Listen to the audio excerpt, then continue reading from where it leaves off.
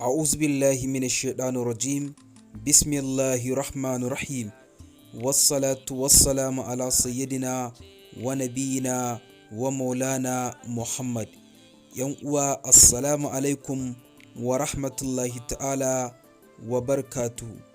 Barkanmu da wannan lokaci, barkanku kuma da kasancewa da wannan tasha taku mai farin jini wato Masaniya TV. Yau ma kamar kullum cikin yardar Ubangiji mun zo muku da wani ingantaccen magani wato maganin olsa. Idan mun ce olsa a Hausance wato muna nufin gyamban ciki. Yan uwa da yawa suna fama da wannan larura ta olsa, babu maza babu mata. Hakan ne muka ga dacewar mu kawo muku wannan magani domin samun ingantacciyar lafiya, domin yin azumin watan Ramadan cikin ƙoshin lafiya ba tare da an shiga damuwa ta wannan larura ba.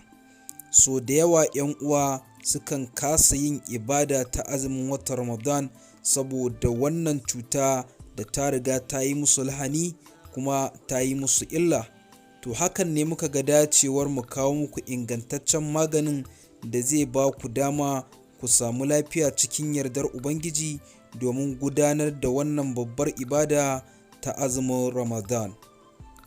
'Yan uwa, idan wannan shine farkon ziyartar ku wannan channel, to dan Allah muna roƙonku da ku danna mana alamar nan ta subscribe, wato za ku ganta da alamar ja, ku danna mana ita. Idan kuma kun yi mana subscribe, to dan Allah muna roƙonku da ku danna alamar ƙararrawa, ku danna zaɓin all. Sannan idan wannan bidiyon ya burge ku, to dan Allah muna roƙonku da ku danna mana alamar nan ta like. 'Yan uwa, abubuwan da ake buƙata domin samar da wannan ingantaccen magani wato maganin ciwon olsa abubuwa ne guda uku. Na farko, ana buƙatar 'ya'yan habbatus sauda. Na biyu, ana buƙatar 'ya'yan magarya. Na uku kuma shine tatacciya kuma ingantacciyar ruwan zuma. Yadda za a yi a sarrafa maganin shine za a samu 'ya'yan habbatus sauda, a tabbata an samu masu kyau, ma'ana ingantacciyar 'ya'yan habbatus sauda wadda take da inganci. Sannan a samu 'ya'yan magarya busasshiya. Za a samu 'ya'yan habbatus sauda madaidaiciya, sannan a samu magarya ita ma madaidaiciya. Za a haɗe su ne a dake su a gu ɗaya, ma'ana ana buƙatar su zama gari ga baki ɗaya. Da zarar an samar da wannan gari na 'ya'yan habbatus sauda da kuma 'ya'yan magarya, to abin da ya rage na gaba a nan shine ana buƙatar a samu ruwa mai tsafta, a dafa wannan abubuwa guda biyu da aka dake su a gu ɗaya, wato 'ya'yan habbatus sauda da kuma 'ya'yan magarya. Za a dafa su a cikin ruwa mai tsafta. Da zarar an tabbatar an gama dafa su, to ana buƙatar a sha wannan magani ne sau biyu a rana. Ga duk mutumin da yake fama da wannan larura mai addaba mai kuma takurawa, wato larurar ciwon olsa, gyamban ciki, to insha Allahu in dai yayi amfani da wannan magani da muka gaya muku, zai rabu da wannan cuta tamkar bai taɓa yi ba cikin yardar Ubangiji, kuma hakan zai ba shi dama wajen gudanar da harkokinsa da kuma ibadarsa ta yau da kullum.